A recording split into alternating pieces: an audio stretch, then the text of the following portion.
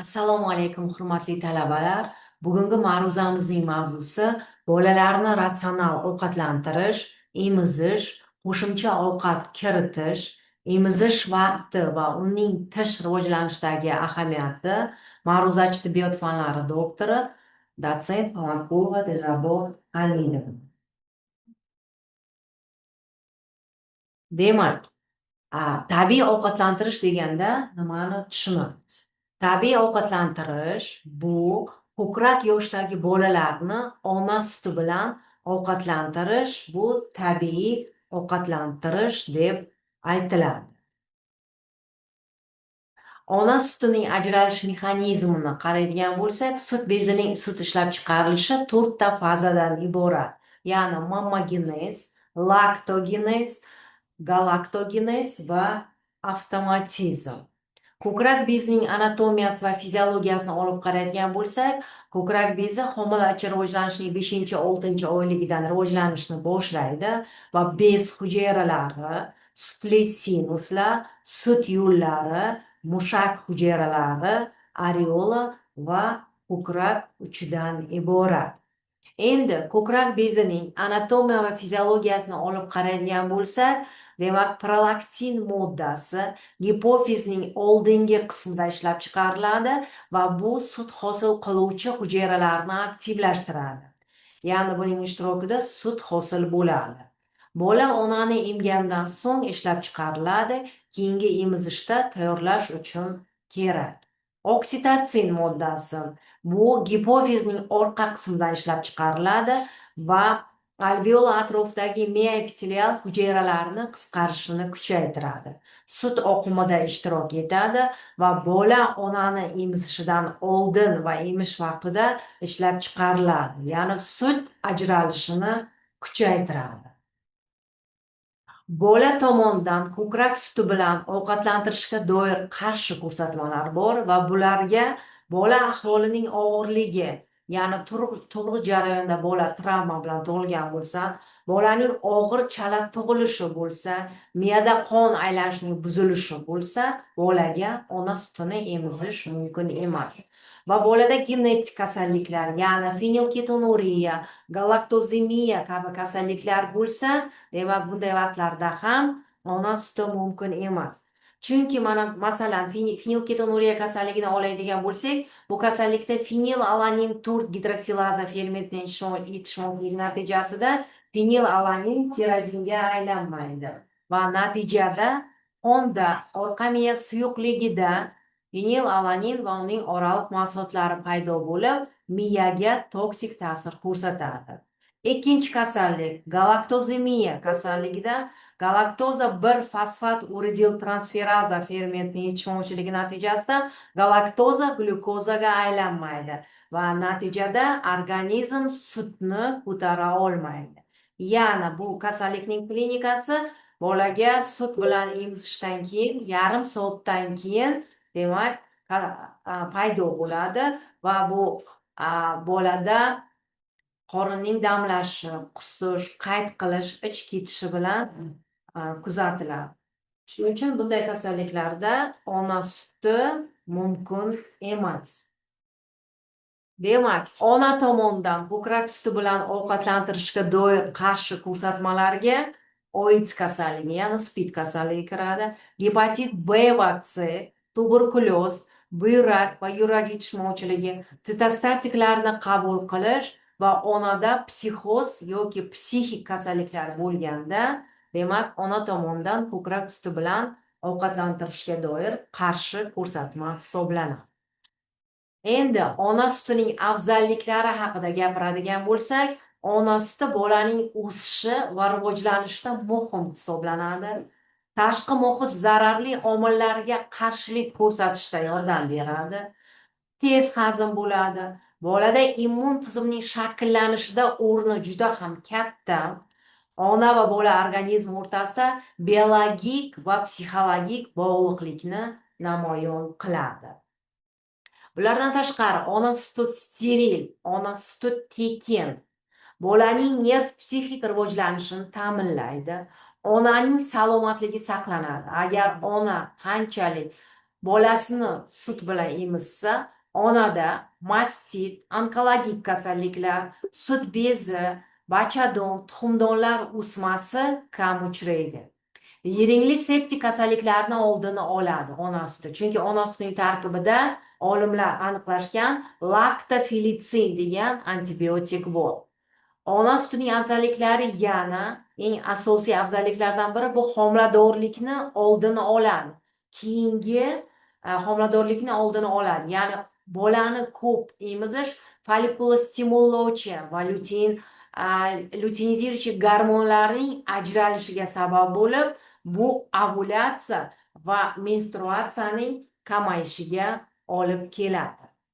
Endi sutning oqsil bo'yicha tarkibini biz oladigan bo'lsak, ona sutida oqsil miqdori sigir sutiga qaraganda kam, lekin strukturasi jihatidan bola hujayralarining oqsillariga yaqin bo'ladi. Bunda demak ona sutida kichik dispersli oqsillar ko'p bo'lib, bu ovqat hazm qilishning yaxshilanishiga olib keladi. Ona sutida albumin va globulinlarning kazinga nisbati 4:1, sigir sutida esa buning nisbati 1:4 teng.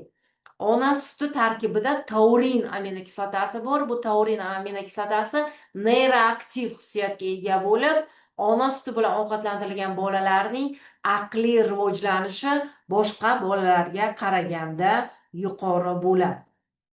Demak, keyin yana ona suti nimalarga boy? Ona sutining oqsil bo'yicha yana tarkibini qaraydigan bo'lsak, ona sutining leykositlari interferonni sintezlaydi. Makrofag va limfositlar ko'p. Lizotsin miqdori sigir sutiga qaraganda 300 marta ko'p. Ona suti tarkibida antibiotik laktofilitsin borligini aytib o'tdik. Immunoglobulin A ning miqdori ona sutida ko'p. Bu esa yangi tug'ilgan chaqaloqlarda mana shu oshqozon ichak traktining mahalliy immunitetida fundamental rol o'ynaydi. Endi ona suti tarkibidagi biz yog'larni oladigan bo'lsak, ona suti tarkibida demak yengil hazm bo'luvchi yog'lar bor. To'yinmagan yog' kislotalari neyronlarni rivojlanishida va shakllanishida qatnashadi. Bunga linolin, linol, arachidon kislotalari kiradi.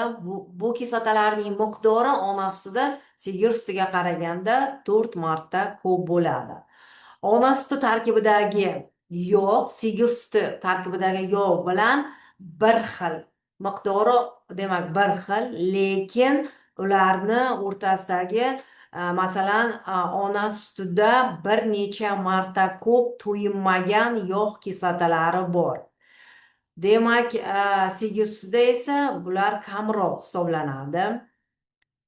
Keyin demak ona suti tarkibidagi uglevodlarni olib qaraydigan bo'lsak, beta laktoza ingichka ichakda yaxshi so'riladi.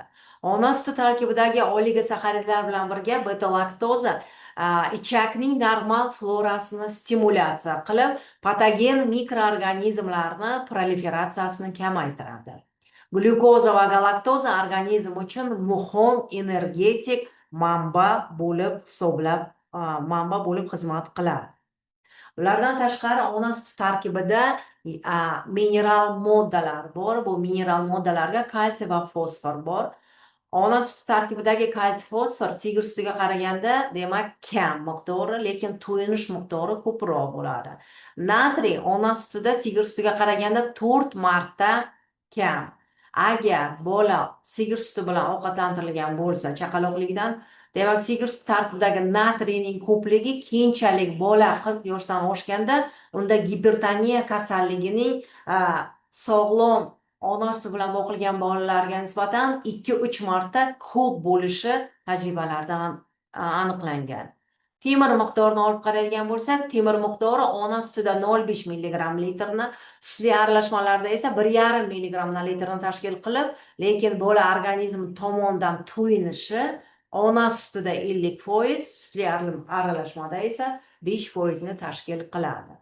Ona suti tarkibidagi fermentlar, gormonlar, spetsifik va nospetsifik himoya omillari, vitaminlar va mikroelementlar bor. 1 yoshli bolaning asosiy oziq moddalarga bo'lgan kundalik ehtiyojini olib qaraydigan bo'lsak, mana tug'ilgandan to 1 yoshgacha bo'lgan bolalarda oqsil miqdori 2-2,5-3 gramm/kilogramm, yog'lar 6,5-5 milligramm/kilogramm, uglevodlar 12-14 gramm/kilogrammni tashkil qiladi. Demak, ona suti tarkibida immunoglobulin A bor. Mana shu ichak patogenlari va dizenteriya, salmonella, stafilokokk, pnevmokokk, difteriya, qizamiq, poliomiyelit va chechak viruslari rivojlanishini demak to'sib qo'yadi. Bolalar uchun ona sutining sutkalik hajmini aniqlash formulalari bor. Demak, bundan birinchisi Zaytseva formulasini olib qo'yadigan bo'lsak, sutkalik sut miqdori bu 2% tana vaznidan ko'paytiramiz n. N bu bolaning yoshi, ya'ni necha kunligi. Bu 10 kunlikkacha bo'lgan davrni o'z ichiga oladi bu formula. Keyingisi Finkelstein formulasi bolaning birinchi 10 kunligida qo'llaniladi. N ko'paytirilgan 70, N ko'paytirilgan 80 formula orqali aniqlanadi.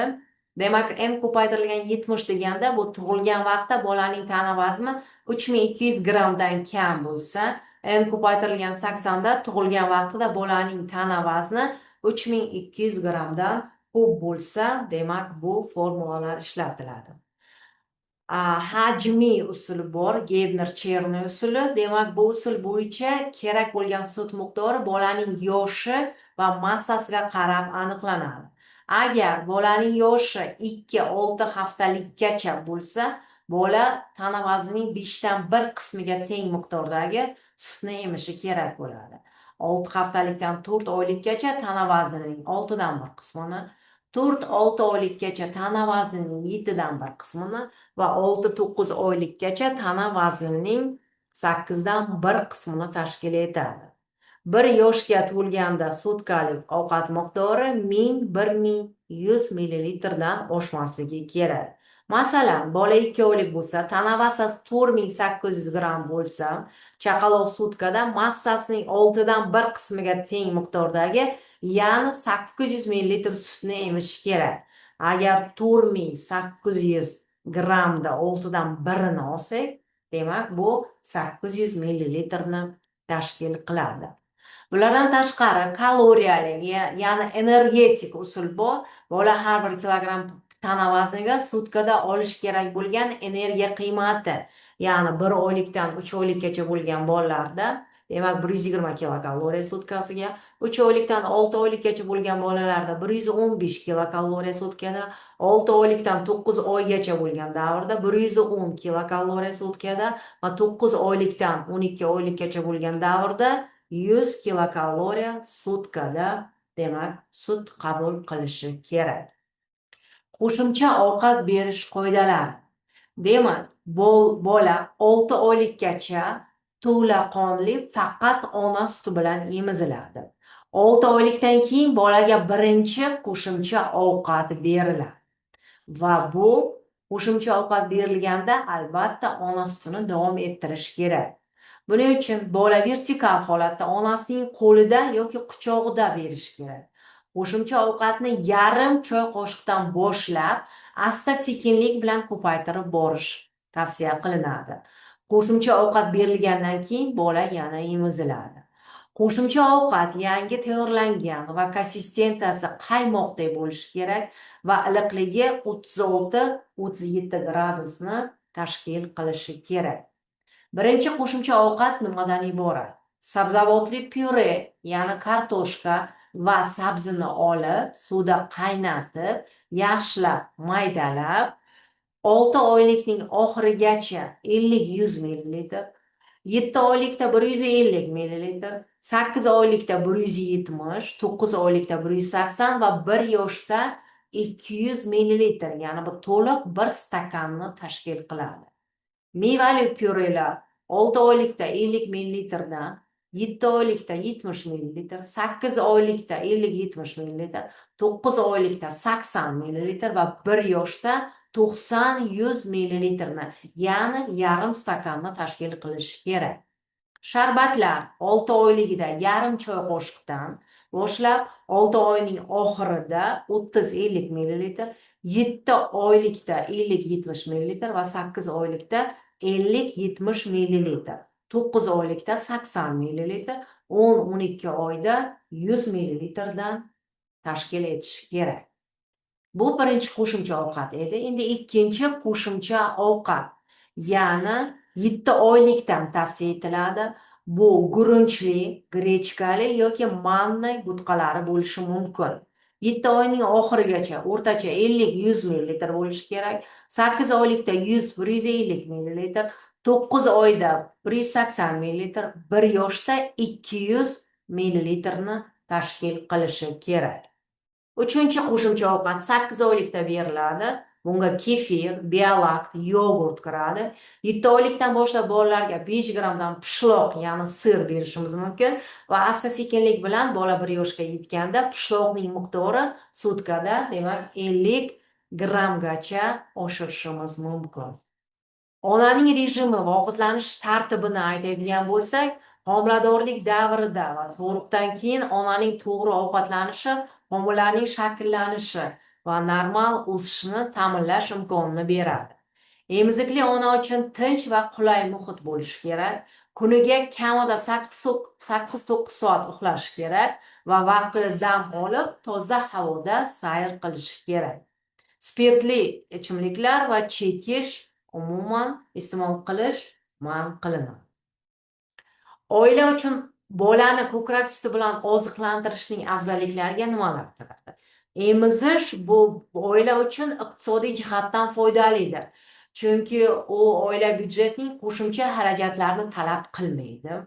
Demak, bola sun'iy ovqatlantirilganda maxsus aralashmalar sotib olish kerak, so'rg'ichlar sotib olish kerak, butilkalar sotib olish kerak. Demak, bu iqtisodiy jihatdan yaxshi emas. Barcha oila a'zolarining psixoemotsional birligini ta'minlaydi. Reproduktiv salomatlikni saqlaydi. Ona suti bilan emizish, ko'krak suti bilan oziqlantirilgan bolaning intellektual rivojlanishi yuqori bo'ladi. Bu Amerika Pediatriya akademiyasi ma'lumotlari asosida bu misollar keltirilgan. Demak, go'dakni emizish texnikasi. Birinchidan, bolaning og'zi keng ochiq bo'lishi kerak. Pastki labi oldinga biroz chiqqan bo'lishi kerak. Iyagi ona ko'kragiga tegishi kerak va areolaning yuqori qismi pastki qismiga nisbatan ko'proq ko'rinishi kerak. Bolani boshi bilan tanasi bir xil, demak, tekislikda bo'lishi kerak va bolaning faol so'rish harakatlari eshitilib turishi kerak. Qachon sun'iy ovqatlantirish deyiladi? Demak, sutli aralashmalar bilan oziqlanishga sun'iy ovqatlantirish deb aytiladi. Ular tarkibiy jihatdan ona sutiga yaqin, moslashgan va moslashmagan turlari tafovut qilinadi. Demak, moslashmagan turlariga B gurunch, B grechka kiradi va ularning 3dan 2 qismi sutdan va 3dan 1 qismi gurunch yoki grechkadan iborat bo'ladi. Moslashgan aralashmalarga nan, nutrilon, nutrilak, malyutka, nistagenlar kiradi. Bulardan tashqari yana davolovchi aralashmalar ham tafovut qilinadi. Bularga masalan nutrilon antireflux, nutrilon komfort, bezlaktazniy nan degan, demak, davolovchi aralashmalar tavsiya qilinadi.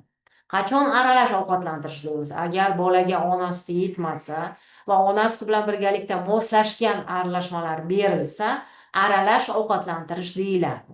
Oldin ko'krak suti beriladi, keyin moslashgan aralashmalar beriladi. Masalan, nan, malyutka, nutrilon, nutrilak va hokazolar. E'tiborlaring uchun rahmat.